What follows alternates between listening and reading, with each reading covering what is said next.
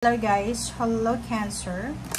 Welcome dito sa aking channel Cancer. Alamin natin yung 3 months, January hanggang March of 2025 energy para sa inyong lahat. The general reading, so pwede kang makaresonate. Cancer, same energy with the Pisces. Panoorin mo yung Pisces kasi pwede makaresonate ka sa reading na yun. Okay, ito'y gabay. So, kailangan nung makuha yung energy na to para maproteksyonan ka sa kung ano man ng mga bagay-bagay na pwedeng mangyari. At least, maging cautious. Ang galing. Number 3, Cancer. Congratulations dito. Okay? Isang unexpected miracle, milagro, ang posibleng mangyari sa'yo from January until March.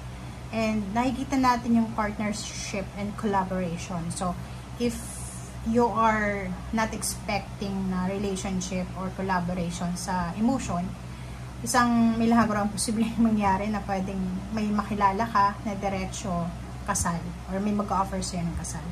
If naman business, isang business partnership, ang posibleng milagro na darating sa buhay. May pwedeng biglang maging successful itong partnership na to sa negosyo or teamwork na to. Okay? So, kung ano mang papasukin mo sa usaping partnership or collaboration, magiging sobrang successful siya. And nakikita ko you are lucky kasi kung sino man itong kakampi mo sa buhay, may kakampi ka January hanggang March na talagang tutulungan ka niya sa kung ano mang laban na ilalaban mo sa buhay. Okay?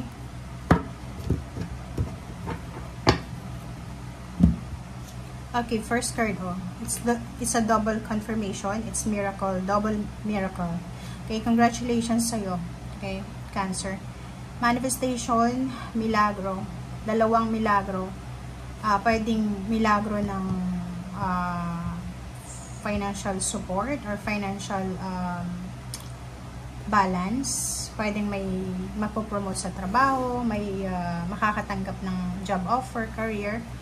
Ihanda mo yung sarili mo para sa next 3 months kasi napaka-successful ng 3 months na to. Diba? So, kung ano mang milagro ito, sinasabi sa'yo na ito na yung pagkakataon mo para makaipon ka ng pera. So, pwedeng kung ano mang milagro itong mangyari sa'yo, ito yung milagro na makakatulong sa'yo and the rest ng family mo para maging mayaman siguro kayo or makaipon ng pera. Renewal. So, nakikita ko siya dito, pwedeng may renewal of contract, meron kang lesson learned na makukuha sa 3 months na to.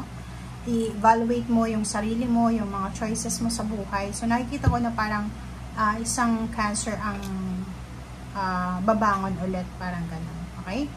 Knight of Air, nakikita ko siya dito maraming good news. Ayun nga, diba? Yung maraming good news in terms of money, financial news, ang posibleng makakatulong sa'yo para maging motivated and determinado ka sa buhay.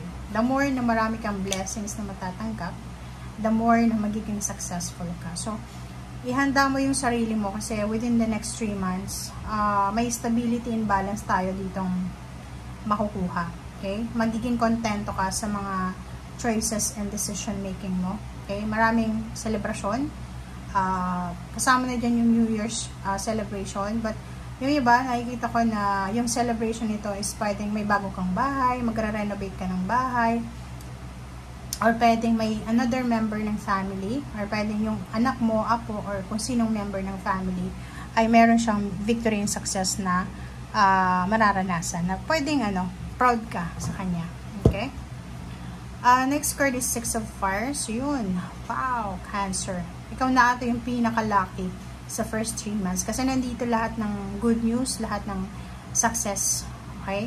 So, meron ditong success, may recognition, super confident ka. Okay?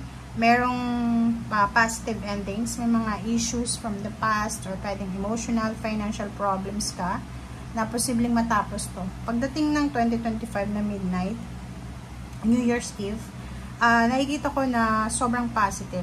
parang makakaramdam ka ng sobrang freedom. Yung parang makakalaya ka sa stagnation, sa restrictions, imprisonment, or sa kung ano man na mga paghihirap sa buhay. Okay? Lalo na sa emosyon. Nakikita ko sure dito na yung iba sa inyo ay pwedeng magsimulang mag-aral, mag-training, yung iba nakafocus sa trabaho, yung iba makakatanggap ng job offer, yung iba naman sa inyo may bagong trabahong papasukan, yung iba may yun, tataas yung posisyon sa trabaho, tataas yung sweldo, ganyan, ganito. Okay? Nakikita ko sure dito na sa first 3 months of 2025, kailangan mong i-reassess yung mga decision making mo and huwag kang magpadalos-dalos kasi pag nagpadalos-dalos ka, pwede kang magsisi ulit. Okay? So, maging matalino ka sa 3 months na to kasi pwedeng may nagawa kang hindi magandang desisyon few months ago na dala-dala mo siya hanggang sa ngayon. So, sinasabi sa'yo dito na para maiwasan natin yung pagkakamali ulit, make sure na pag-isipan, timbangin natin yung circumstances, okay? And yun, huwag kang masyadong magpadalos-dalos, okay? Bigyan mo yung sarili mo ng time para makapag-isip, pero hindi yung sobrang, yung overthinking, okay? Kailangan mo ng sobrang sipag, pagtsatsaga, courage, parang gano'n. Nakikita ko rin sa'yo dito na kailangan mong ihanda yung sarili mo, okay? Kasi maraming emotional and financial new beginnings ang parang lalapit sa'yo.